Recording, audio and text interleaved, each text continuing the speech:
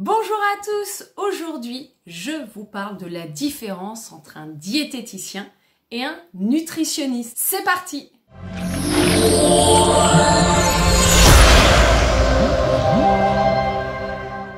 Alors, nutritionniste, diététicien, quelle est la différence? D'ailleurs, je dis nutritionniste, diététicien, mais vous avez dû certainement entendre aussi coach en nutrition, nutrithérapeute, expert en nutrition, conseiller en diététique, coach en diététique, nutri-machin chose. Bref, il est parfois vraiment difficile de s'y retrouver là-dedans, hein.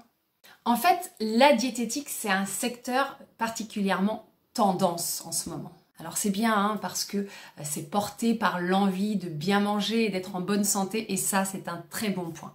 Sauf que quand on n'est pas formé, on peut faire des bêtises. Alors quand je dis on, le professionnel peut faire des bêtises. Avec qui? Avec vous, les patients, vous qui demandez un soin. Ah oui, qu'on se rappelle, la diététique est un soin. Alors je le dis tout de suite. Seuls les diététiciens et les médecins nutritionnistes sont habilités à donner des conseils diététiques. Le diététicien est issu d'une formation reconnue par le biais d'un BTS diététique ou d'un DUT, un diplôme universitaire technologique. D'ailleurs, j'ai fait une vidéo à ce sujet si vous voulez savoir ce qu'on y apprend. Quand vous entendez médecin nutritionniste, eh bien c'est un médecin avec une formation de médecine. Et ensuite, il va se spécialiser en nutrition. Il va être reconnu par l'ordre des médecins, bien évidemment. Alors là, je suis sûre que vous êtes en train de vous dire « Non mais qu'est-ce qu'elle me raconte? Moi, je suis coach en nutrition et j'ai le droit d'exercer. » Alors, je ne fais pas la chasse aux sorcières, mais attention, n'oublions pas que la diététique est un métier médical, paramédical exactement, et qu'on joue avec la santé de personnes. Et on ne s'amuse pas avec la santé des gens. Si j'ai fait ce métier, c'était parce que je savais que j'allais pouvoir jouer sur la santé des gens. Et je retrouve tellement de patients en consultation qui sont passés par des pseudo-nutritionnistes et qui ont complètement abîmé leur organisme. Alors attention, encore une fois, il y a de très bons pseudo-nutritionnistes et de très mauvais diététiciens. Mais on va dire quand même qu'un diplôme, ça garantit quand même quelque chose, non? Vous augmentez considérablement les chances de tomber sur quelqu'un de professionnel s'il a un diplôme. Alors je vous lis deux articles qui vont complètement vous conforter là-dedans. Premier article, et là je prends mon anti-sèche, l'article L4371-1, je vous le lis, est considéré comme exerçant la profession de diététicien toute personne qui habituellement dépense des conseils nutritionnels et participe à l'éducation et à la rééducation nutritionnelle des patients atteints de troubles du métabolisme ou de l'alimentation, par l'établissement d'un bilan diététique personnalisé et une éducation diététique adaptée. Donc vous êtes considéré comme exerçant la profession de diététicien si vous dispensez des conseils nutritionnels. Deuxième article, article du Code de la santé publique bien évidemment. Article L4371-2. Seuls peuvent exercer la profession de diététicien et porter le titre de diététicien accompagné ou non d'un qualificatif, les personnes titulaires du diplôme mentionné à l'article 4371-3 ou titulaires de l'autorisation prévue à l'article L4371-4. En d'autres termes, vous ne pouvez vous appeler diététicien que si vous avez le diplôme. Jusque-là, c'est simple. Vous allez me dire, bah oui, mais je m'appelle pas diététicien, je m'appelle coach en nutrition ou nutrithérapeute. Sauf que le premier article que je vous ai lu dit bien que vous êtes considéré comme exerçant la profession de diététicien si vous dispensez des conseils nutritionnels.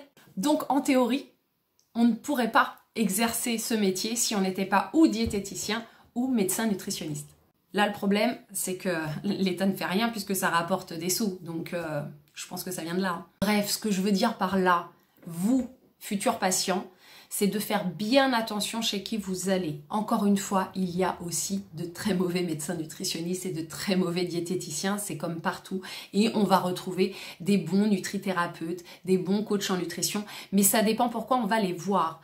Moi, je pense sincèrement qu'il vaut mieux passer par un professionnel diplômé, surtout s'il y a un problème pathologique derrière.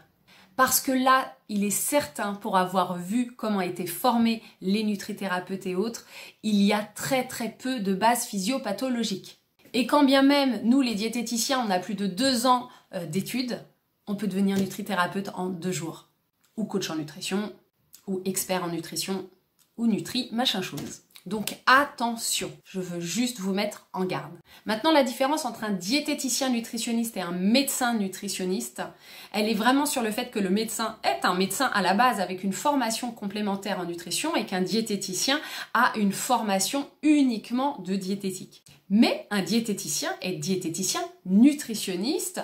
Pourquoi ? Parce que nutritionniste n'est qu'un adjectif, ce n'est qu'un qualificatif supplémentaire, il n'a aucune valeur légale. D'autres termes, demain, vous n'avez même pas fait une seule formation, vous pouvez vous installer en tant que nutritionniste. Bon, sauf que j'ai quand même lu 2 articles qui devraient un petit peu vous refroidir. Parce que quand l'État se décidera à contrôler, ça va faire mal. Sauf qu'en ce moment, l'État, il a d'autres chats à fouetter, on va dire. Autre différence entre le médecin nutritionniste et le diététicien, c'est que vous vous dites toujours, le médecin nutritionniste, c'est remboursé. Bien, sachez que le médecin nutritionniste est remboursé sur la base de la médecine. En fait, c'est pas la nutrition qui est remboursée, c'est l'acte de médecine. Et en général, le médecin nutritionniste, puisqu'il prend plus de temps et qu'il a une spécialité supplémentaire, va faire des dépassements d'honoraires qui, eux, ne vont pas être pris en charge, sauf si vous avez une bonne mutuelle. Et si vous avez une bonne mutuelle, sachez qu'elle remboursera une consultation chez un diététicien.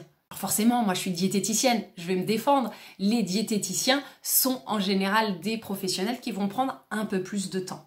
Ils vont être un peu plus techniques, mais aussi beaucoup à l'écoute, car dans les problèmes d'alimentation, c'est rarement de la méconnaissance de nos jours, c'est souvent un contexte psycho-affectif. Autre chose, le diététicien peut faire partie de certains réseaux. Le REPOP par exemple, qui est le réseau de la prévention de l'obésité infantile, le réseau MIPA pour la périnatalité, le réseau RENIF pour les insuffisants rénaux.